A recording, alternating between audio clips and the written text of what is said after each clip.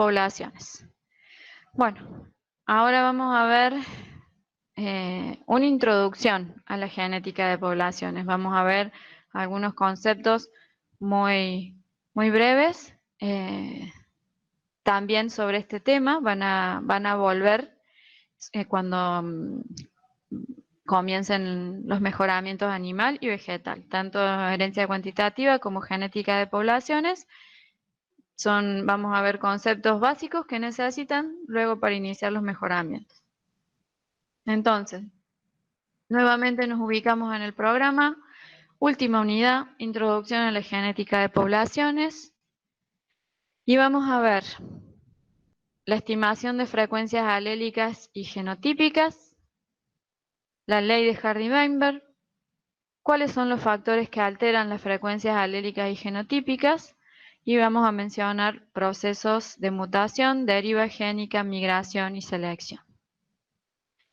Bueno, vamos a empezar describiendo de qué trata la genética de poblaciones. Lo que estudia la genética de poblaciones es los patrones de variación que existen dentro y entre los grupos de individuos de una misma especie. Estudia la variabilidad genética dentro de las poblaciones y de qué manera esa variabilidad va cambiando.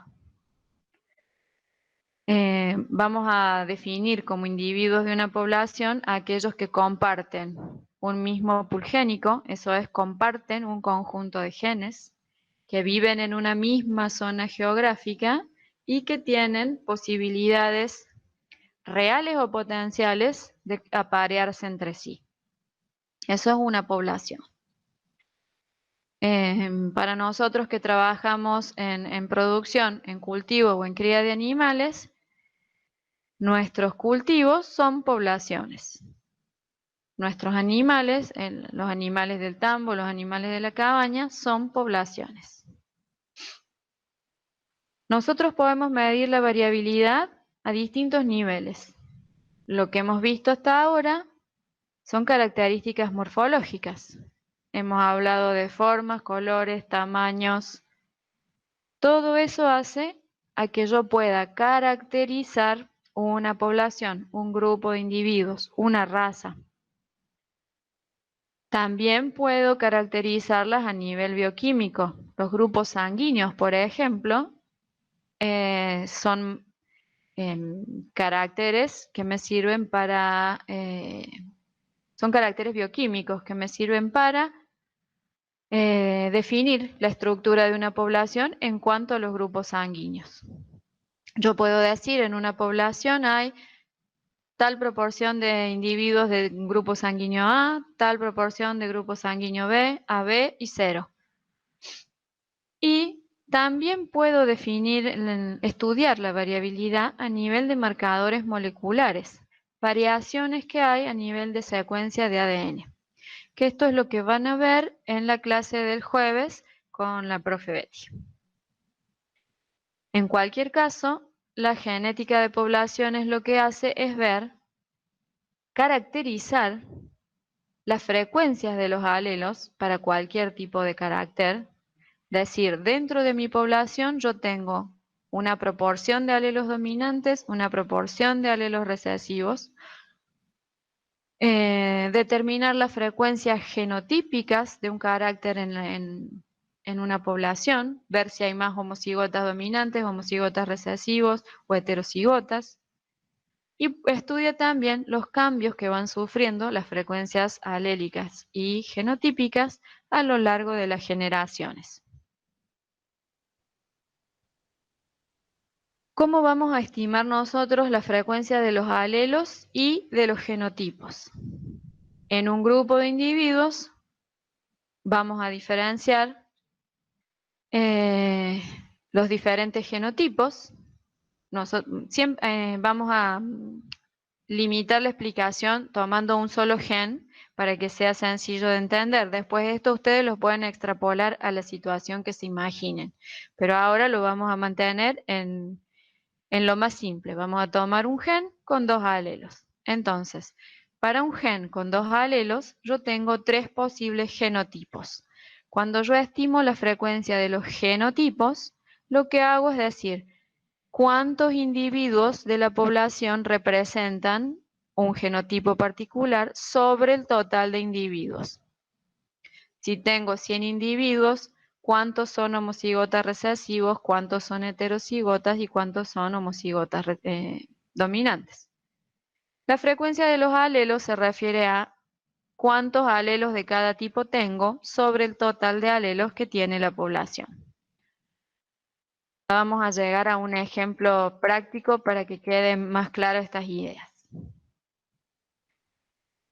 Como todo en genética, siempre ha habido gente curiosa que ha intentado explicar cómo funcionan las cosas, y en este caso, para la genética de poblaciones, había un matemático de apellido Hardy y un médico de apellido Weinberg que se pusieron a estudiar las variaciones en la frecuencia de los alelos y de los genotipos y propusieron un modelo para explicar de qué manera se relacionan las frecuencias de los alelos con la frecuencia de los genotipos y para explicar también cuáles son las causas que pueden modificar esas frecuencias tanto de alelos como de genotipos. Entre las frecuencias que modifican la frecuencia, entre los eventos que pueden modificar la frecuencia de los alelos y de los genotipos, vamos a describir estas 4 situaciones. La mutación. Esto ustedes ya lo han visto en la primera parte del cursado, cuando hablamos de mutaciones génicas. La mutación es generadora de nuevos alelos. Entonces, si originalmente yo en mi población tenía solamente el alelo que me determinaba que el color del bichito iba a ser verde, pero de repente, por una mutación, me surgieron alelos que determinan este color cremita. El alelo que antes tenía una frecuencia del 100%, cuando este aparezca, ya no va a tener más esa frecuencia. Ahora será 99% verde, 1% cremita. La mutación modifica las frecuencias de los alelos y de los genotipos en la medida en que genera alelos nuevos. Luego, la migración también me modifica la frecuencia de los alelos y de los genotipos. Habíamos dicho que las poblaciones eran grupos de individuos que tenían la posibilidad de aparearse entre ellos. Supongamos que tenemos 2 poblaciones, un grupo de bichitos verdes y un grupo de bichitos crema. Y supongamos que uno de estos bichitos migra hacia la población verde y se reproduce con ellos. Entonces, esta población, que originalmente no tenía ningún alelo crema, al cruzarse con este, va a incorporar a ese pool génico los alelos de este individuo. Y va a modificar de esa manera la frecuencia de los alelos de esta población. Antes eran 100% verdes y ahora van a ser 99% verdes, 1% crema. Y esa incorporación hace también que se modifique la frecuencia de los genotipos. La deriva génica es otro proceso que hace que se modifiquen las frecuencias alélicas y genotípicas. Es un proceso así como medio dramático, está asociado a catástrofes o a separaciones drásticas de los grupos de individuos. Supongamos que partimos de una población en donde tenía los 2 tipos de bichitos y por algún evento, supongamos un incendio, se queman los bichitos verdes, no lograron escapar, o predación, son más visibles los verdes a los predadores, entonces son los que más se comen. Me van a disminuir la proporción de individuos verdes y con ellos se van a perder los alelos que llevan y van a quedar estos claritos. Entonces, estos individuos que quedan, al reproducirse, van a aportar mayor cantidad de alelos claritos y menos alelos verdes. Eso hace también que se modifique la frecuencia de los alelos y de los genotipos. Y por último, la selección, que es menos drástica que la deriva, pero en esencia hace lo mismo. La diferencia es que cuando hablamos de deriva, es un proceso al azar, digamos. Si se ocurre un incendio y se van a quemar los individuos que estén al alcance del fuego. La selección implica que el individuo que sobrevive se adapta mejor al ambiente. Entonces, por selección, se van a ir perdiendo aquellos genotipos que no le confieren al individuo ventajas adaptativas y van a ir fijándose aquellos que sí le confieren ventajas adaptativas. Por ejemplo, el color verde los hace más visibles para que se lo coma el pájaro. Entonces, los que son verdes tienen menos chances de sobrevivir que los que son claritos. Y de esa manera van a quedar una población constituida por los bichitos claritos. Llevándolo a instancias del mejoramiento, como vimos recién. Cuando nosotros seleccionamos para mejorar la altura, o para disminuir el porcentaje de grasa o cualquier tipo de selección que hacemos, lo que estamos haciendo es elegir que se reproduzcan y se fijen algunos alelos dejando de al lado otros. Entonces, la selección es eso, la reproducción diferencial de algunos genotipos. Eso también va a hacer que se modifiquen la frecuencia de los alelos y la frecuencia de los genotipos. Entonces, como fuentes que modifican las frecuencias alélicas y genotípicas, vamos a mencionar la mutación, que me genera nuevas variantes, la migración, que implica el intercambio de alelos entre poblaciones, la deriva, que implica la pérdida drástica de algunas combinaciones alélicas, y la selección, que es la reproducción diferencial de algunos genotipos en detrimento de otros. El principio de Hardy-Weinberg tiene una serie de supuestos. Dice que cuando una población es lo suficientemente grande, casi tendiendo al infinito, donde sus miembros tienen la posibilidad de aparearse al azar, sea una población panmíctica, y que no está sujeta a ningún tipo de proceso que modifique las frecuencias alélicas y genotípicas, predicen que esas frecuencias alélicas y genotípicas se van a mantener constantes generación tras generación. Eso es lo que dice el modelo de Hardy-Weinberg.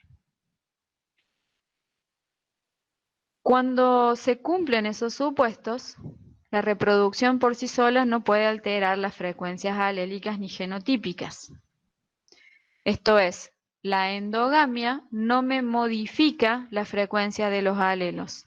Lo que modifica es la proporción de genotipos que va a aparecer, pero los alelos van a seguir estando en la población. Cuando se cumplen los supuestos que mencionamos y las frecuencias alélicas y genotípicas permanecen constantes de generación en generación, decimos que la población está en equilibrio. Y cuando la población está en equilibrio, las frecuencias de los genotipos se pueden predecir a partir del desarrollo del cuadrado del binomio, como describimos acá. La frecuencia del alelo dominante generalmente se designa con la letra P minúscula, la frecuencia del alelo recesivo se designa con la letra Q minúscula. Si tengo alelos codominantes, a un alelo lo voy a designar con P chica y al otro alelo lo voy a designar con Q chica. Cuando la población esté en equilibrio, el homocigota para el alelo grande viene determinado por este cálculo, P cuadrado. La frecuencia de los heterocigotas va a ser 2P por Q y la frecuencia del homocigota a chico va a ser Q cuadrado. Esto es lo que me dice la ley de Hardy-Weinberg. Cuando la población está en equilibrio, la frecuencia del homocigota A grande responde a este cálculo, P cuadrado, la frecuencia del alelo dominante al cuadrado. Cuando está en equilibrio, el heterocigota es 2 veces la frecuencia de P por Q. Y el homocigota recesivo es la frecuencia del alelo recesivo al cuadrado.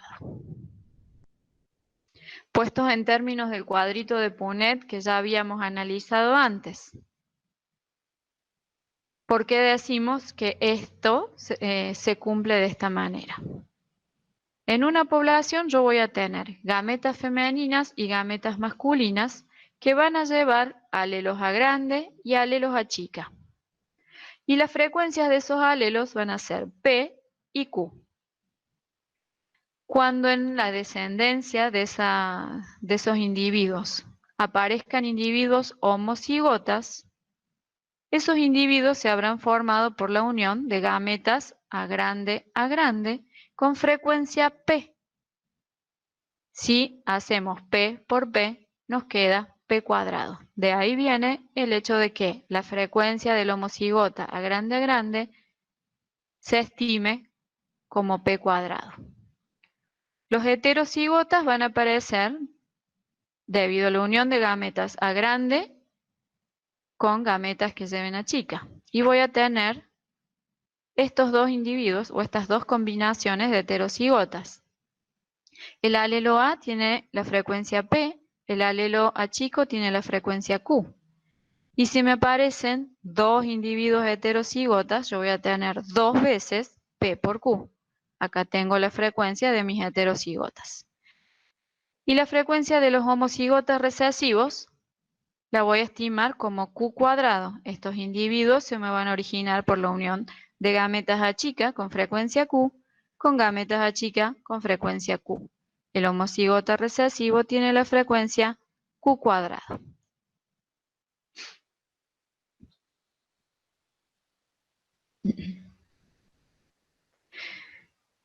Otra forma, o la forma de relacionar la frecuencia de los alelos con la frecuencia de los genotipos, lo presentamos acá en esta tablita. Yo sé que para el gen que estoy tomando de ejemplo ahora, tengo dos alelos, A grande con frecuencia P, A chica con frecuencia Q. Y las posibilidades de combinaciones genotípicas que tengo son homocigota grande a grande, heterocigota u homocigota chico a chico. En el homocigota a grande, el 100% de mis alelos van a ser A grande. Por lo tanto, la frecuencia del homocigota contribuye en un 100% a la determinación de la frecuencia del alelo dominante. Mientras que no tengo ningún alelo recesivo. En el homocigota recesivo, de manera similar a la situación anterior, el 100% de mis alelos son recesivos. La frecuencia Q cuadrado solamente involucra alelos recesivos. Mientras que en el heterocigota, la mitad de mis alelos van a ser A grande, frecuencia P, y la mitad de mis alelos van a ser A chica, frecuencia Q. Para determinar las frecuencias de A grande y A chica, las frecuencias P y Q, puedo usar esta ecuación. La frecuencia del homocigota A grande más la mitad de los heterocigotas me va a dar la frecuencia del alelo A grande y la frecuencia del homocigota recesivo más la mitad de los heterocigotas me va a dar la frecuencia del alelo A chico. Hasta acá, ¿se entendió? ¿Hay alguna duda? ¿Alguna pregunta? No, Lore, en el chat no. Ok. Ahora vamos a ver dos situaciones, dos ejercicios para que quede más claro cómo se hacen estas estimaciones. Estos ejercicios que vamos a ver y todo esto que estamos viendo ahora en las diapos está descrito también en el capítulo de la guía de trabajos prácticos. Así que van a tener también la chance de repasarlo desde ahí. Bueno, ¿cómo se estiman ahora las frecuencias alélicas y genotípicas en una población? Vamos a analizarlo a través de dos ejemplos. Y una cosa que es importante que recuerden es que la suma de frecuencias es igual a 1. Entonces, la suma de los alelos, la frecuencia de los alelos P y Q es igual a 1. Y la suma de las frecuencias genotípicas P cuadrado más 2PQ más Q cuadrado también es igual a 1. Entonces, si yo conozco la frecuencia del alelo P y sé que la suma de frecuencias es igual a 1, puedo estimar la frecuencia del alelo Q y viceversa. Si conozco la frecuencia de Q, puedo estimar la frecuencia del alelo P.